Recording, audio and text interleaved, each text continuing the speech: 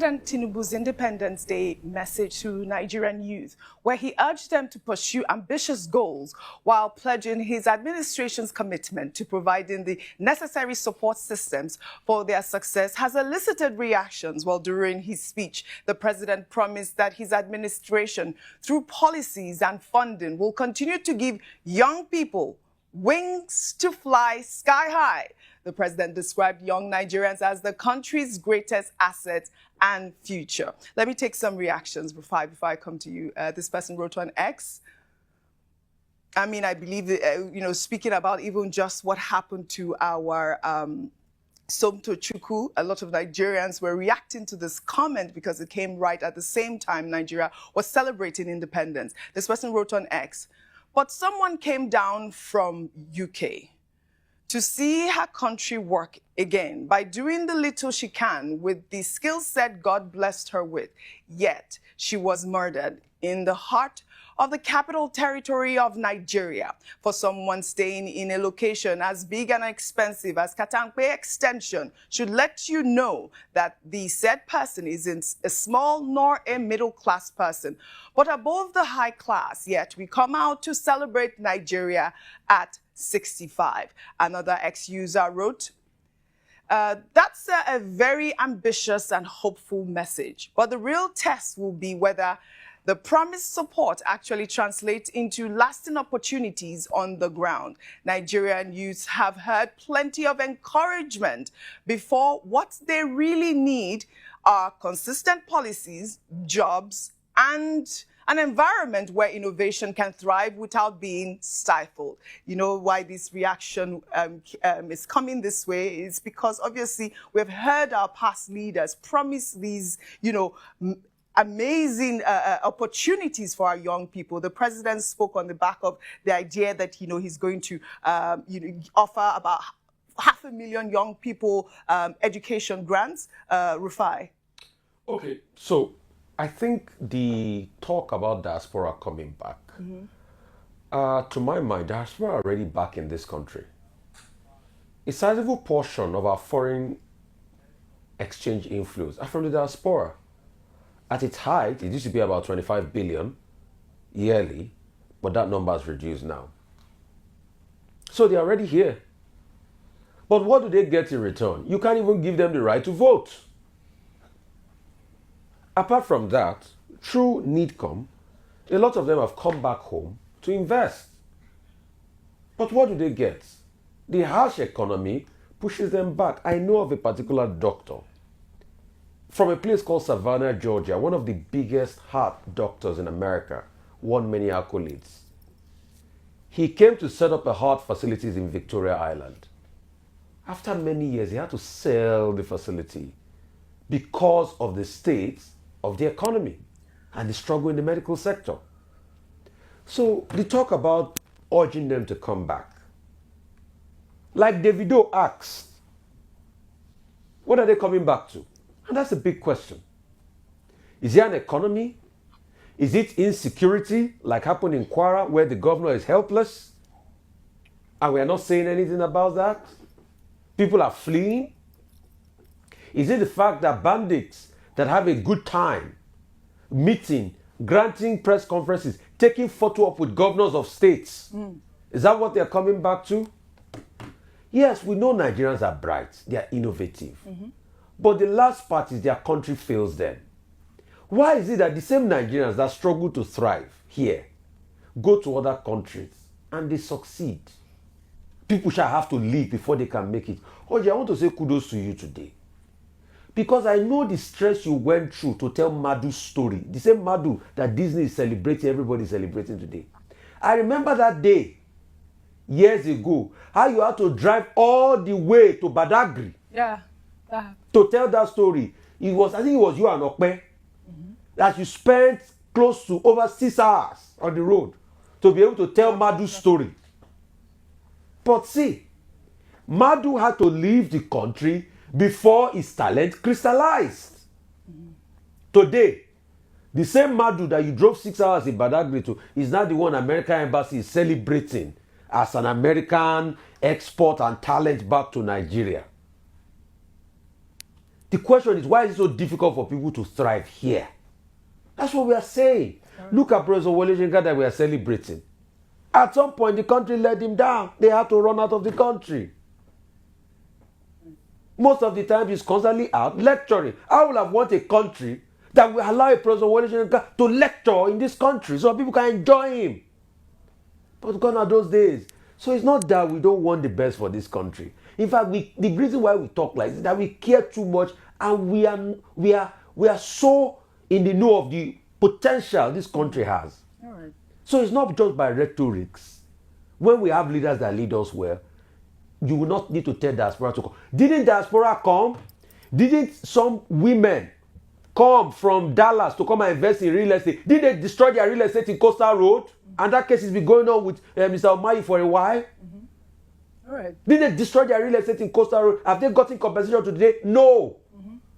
And you said they should come, and you destroy their investments. All right, Rufai, speaking about, destruction of investments and, creating a country that will allow us to thrive, we'll take another story now. Former Labour Party presidential candidate Peter Obi has criticized the demolition of commercial plazas at Lagos State's Trade Fair complex, alleging that the exercise violated due process despite traders holding valid approvals. The demolition carried out by multiple agencies, including the Ministry of Physical Planning, Lagos State Building Control Agency, Lagos State Urban Renewal Agency, and the Lagos State Physical Planning Permit Authority, targeted structures in the Ojo local government area. Peter Obi visited the Auto Spare Parts and Machinery Dealers Association section of the market on Tuesday, alongside several lawmakers, including Senator Ihinaya Abaribe of Abia South and Senator Victor Ume of Anambra Central. He commended the affected traders for their restraint in the face of their losses. I've complained consistently all over the country. This is not a time, considering how difficult things are in this country, that such a thing should happen. At a time, most of the people who build this have borrowed money from bank at high interest rates. The business is no longer the way it is. It is at a critical time. You cannot do this now in this country. So it's happening at a time nobody would have dared do such a thing. And I urge the traders, let's exercise patience. We hear everybody's going to work together to see that such does not happen again, and that what happened here, like they said, they will get to the root of it. And I'm sure they will get to the root of it. Has fired back at Peter Obi over his criticism of the trade fair complex demolitions, accusing him of misleading Nigerians about the legality of the affected structures. In a statement released on Wednesday by Gbenga Omotosho, Commissioner for Information and Strategy, the government insisted that the demolished buildings had no valid permits and that the traders were misleading the public about their documentation, adding that they ignored opportunities to regularize their documents during the amnesty declared last year. Citing the Nigerian Urban and Regional Planning Act of 1992 and a 2003 Supreme Court ruling, the commissioner emphasized that the physical planning approval for any construction in Lagos must come from state government and that federal boards cannot override the requirement except the exclusive areas such as military formations. Dr. Bati, you know that this trade fair demolition has sparked a fierce debate over regulatory authority and due process. Traders affected by the demolition claim that the Trade Fair Management Board authorized the buildings. Omotosho clarified that the board only has powers to manage leases and tenancies, not granting building approvals. This issue exposes the complex jurisdictional tensions between federal agencies and state authorities in Nigeria's planning framework and highlights the need for a clearer regulatory framework governing such properties. And that's really what it is. We need a clearer governing framework. These affected traders are claiming that they had, the Trade Fair Board approve their buildings. And, the state government is saying it is the state's responsibility to approve buildings. Your thoughts on this? Okay. Look, let me start with Benga Motosho, who is the Commissioner for Information. He was saying, in response to the protest by traders at Aspamda, it is otherwise called, the trade fair complex in Lagos, that, look, these traders, before they put up their structures, did not receive approvals.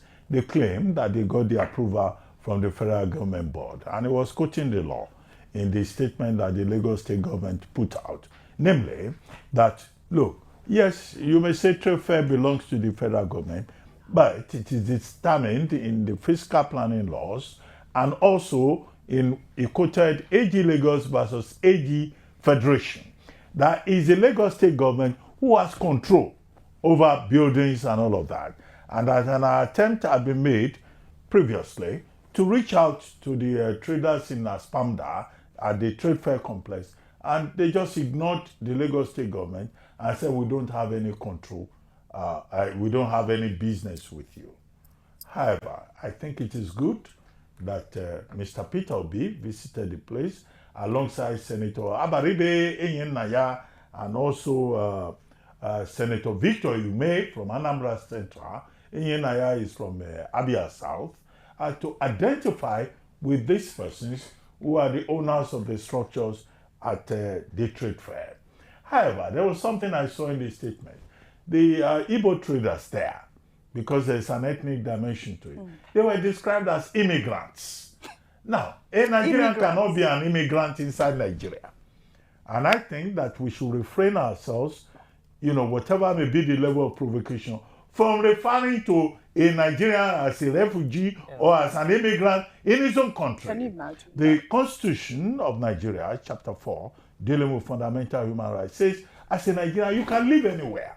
So this indigenous settler thing has to come to an end. And those who are going on social media referring to Igbos as immigrants in Lagos should know that they have the right to be in Lagos. Just as, where is that your village? Oh, okay, you are from I'm from Lagos Island. Okay, she is the one who may be described as an immigrant. But I live in Lagos. Mr. Peter Obi made the point by saying that even when government is insisting on laws, insisting on rights, government must operate with justice, with humanity. This is it. With a human face. This is it. And I think that that's the just the point. bottom line of it, so that we do not get all of this reduced to the level of ethnicity.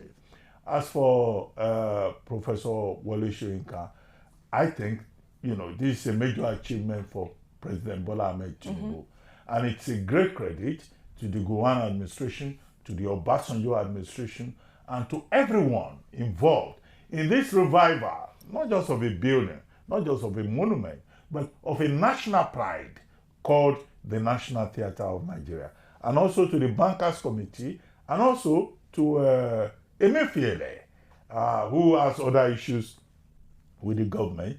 But perhaps this is one thing that we will be remembered for being governor of the central bank, because it was under his watch that all of this was galvanized, and the Lagos state government gave support. Right. Professor Wole Soyinka deserves the honor.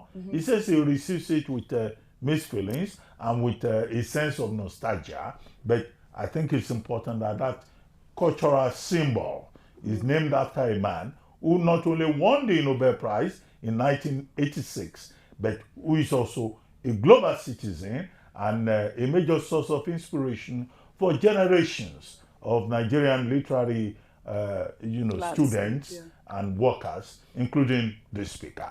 Fantastic. As for President Tinubu saying Nigerians abroad should come back home, they should believe in Nigeria. Yes, Nigeria first. We all believe in that. But this country should be made an attractive environment. This is it. We want Nigerians to come home. Do we have electricity?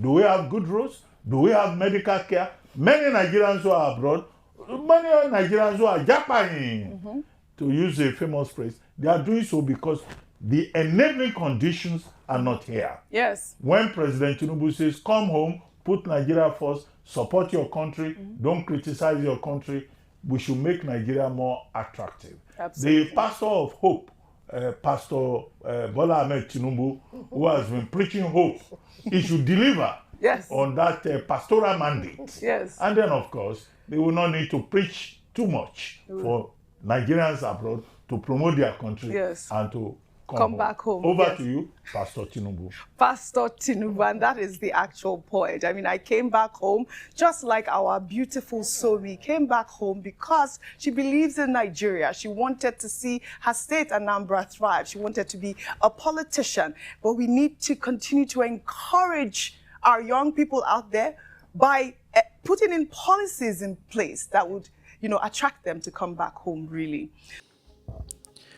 One thing about Oseni Rufai, he no dey fear anybody. He always speaks the truth, no matter how bitter. And honestly, that is why a lot of people respect him. Many Nigerians abroad actually want to come back home. But let's be real, the insecurity, bad roads, lack of proper healthcare and cost of living are just not encouraging. Yes, the government says they are trying, but is that try really enough? People inside the country aren't even safe anymore. So, how do you expect others to return? Imagine, we now live in a country where bandits and terrorists are granting interviews and snapping pictures with officials like saying a joke. But still, I still believe this country will rise again. We just need the right leadership and a system that truly works for the people. Also, the rate at which government officials are demolishing people's properties these days is becoming alarming. They should please at least consider the fact that these people have spent so much. Many are feeding families, sending children to school and depending on those places as their only source of income. Now, how do you expect them to start again?